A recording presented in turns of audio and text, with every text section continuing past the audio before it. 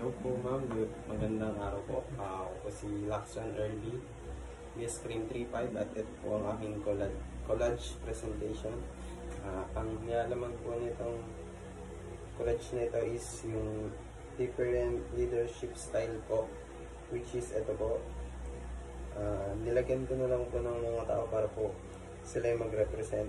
Pinapakita po dito yung different leadership style.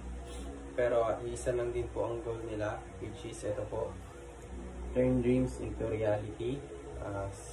Ito po, dapat po dito as a leader po, dapat po ikaw po is trained and certified educator. Kumbaga dapat po as a leader kahit pa paano meron ka ng foundation sa sarili mo para mas maging effective ka.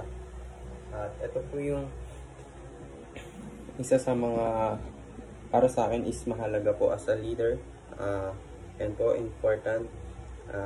Ask for advice po.